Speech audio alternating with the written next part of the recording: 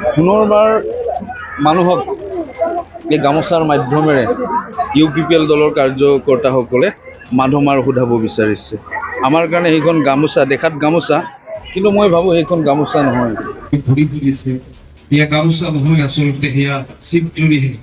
এই গামোচাখন আপোনালোকে সন্মান কৰি নাভাবিব।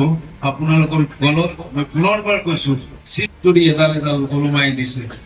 BJP-ni bijati Victor Kumar Das ni hengthai gakrang bibungti খুব বেয়া কথা কৈছে আৰু এটা তেখেতে জানি কৈছে নে নাজানি কৈছে আমি অৱগত নহয়। আচলতে তেখেতৰ হয়তো এইখিনি জ্ঞান নাই চাগে। असमियाफोरनि सिनायथि बिहु फालिखौ दोंफा दोंफा फासिनि दौलें होनानै लाजि फोनांनायनि सायाव আৰু तेखেते সেই गामोसाखनक चिपजुरिर লগত तुलना কৰিছে। बिहु फालिखौ मान होनानैसो गोदोनायाव गानहोयो, बेखौ गाज्रि रावजों बुंनाया मोजां जायाखै। 44 नं गरेश्वर विधानसभा बियाबनि UPPL दलनि बिजाथि पवित्र कुमार बर'आ रायजो राजाखौ बिहु फालिजों बरायनायखौ 44 नं गरेश्वर विधानसभा बियाबनि BJP दलनि बिजाथि भिक्टर कुमार दासआ गाज्रि रावजों रुजुनायखौ गरेश्वर हालामनि रायजो राजाया गोरलैयैनो गनायनानै लानो हायाखै। बिहु फालिजों रायजो राजाखौ बरायनायखौ गोदोनायाव दौलें लानो थाखायसो होदों होननानैबो बुंनायखौ गोख्रों सोंखारिदों प्रदीप कलिता बिथांमोना गोख्रों रावजों सोंखारिदों। হয়, আমি যোৱাকালি আমাৰ 44 নং গুৰেশ্বৰ বিধানসভা সমষ্টিৰ BJPৰ প্ৰাৰ্থী ভিক্টৰ দাস ডাঙৰীয়াই আমাৰ UPPL দলৰ প্ৰক্ষেপিত প্ৰাৰ্থী পবিত্ৰ কুমাৰ বড়ো ডাঙৰীয়াৰ বিষয়ে তেখেতে এটা মানে খুব বেয়া কথা কৈছে আৰু এটা তেখেতে জানি কৈছে নে নাজানি কৈছে আমি অৱগত নহয়। আচলতে তেখেতৰ হয়তো এইখিনি জ্ঞান নাই চাগে।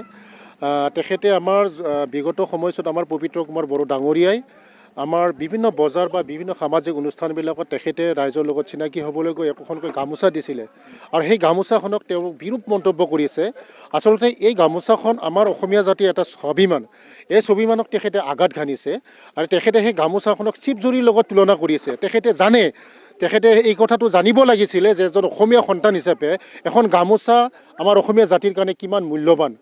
এটা স্বাভিমান, অসমীয়া গামোচা এখন এটা স্বাভিমান আৰু সেই স্বাভিমানক তেখেতে আঘাত কৰিছে। অকল গামোচাখনক অপমান কৰা নাই, এটা জাতিক অপমান কৰিছে। গতিকে এই কথাত তেখেতে নিশ্চয় গৰিহণাৰ পাত্ৰ।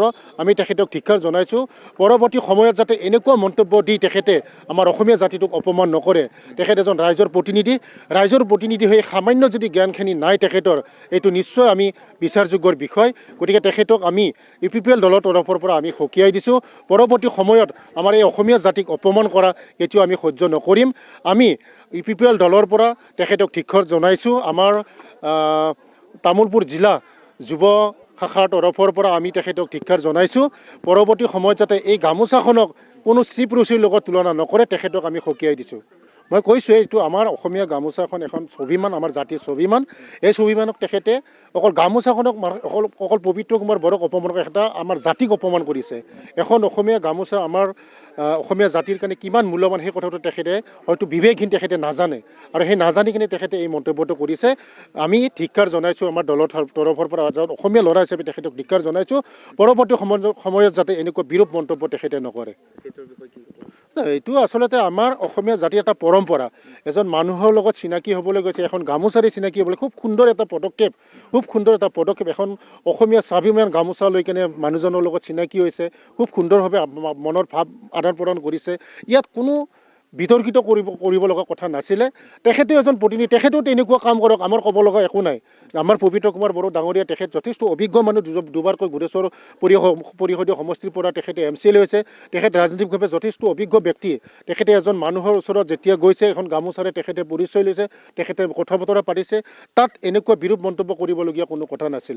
গতিকে এইটো কথাই অকল তেখেতক মানে আঘাত কৰা নাই, এইটো অসমীয়া জাতিক এটা আঘাত কৰিছে, অসমীয়া স্বাভিমান গামোচাক আঘাত কৰিছে। এই বিষয়টো আমি তীব্ৰ গৰিহণা জনাইছোঁ তেখেতক। এইটো কেতিয়াও হ'ব নোৱাৰে। তেখেতে কোৱাটো তেনেকুৱাকৈ কৈছে, আমি পবিত্ৰ কুমাৰ বড়ো ডাঙৰীয়াই চিপ জৰি দিয়া বুলি কৈছে, গামোচা নহয় এইখন চিপ জৰি বুলি কৈছে। সেইটো কথাই কৈছোঁ মই যে পবিত্ৰ বড়োক অপমান কৰা নাই, এইটো এটা অসমীয়া জাতিক অপমান কৰিছে। গতিকে তেওঁ যদি সঁচাকৈ তেখেতে অসমীয়া সন্তান হয়, এজন খিলঞ্জীয়া ব্যক্তি হয়, তেখেতে এই কথাটো নিশ্চয় এই প্ৰতিক্ৰিয়াৰ পৰা তেখেতে ইয়াৰ ক্ষমা বিচাৰিব বা অসমীয়া জাতিৰ ওচৰত এটা ক্ষমা বিচাৰিব তেখেতে।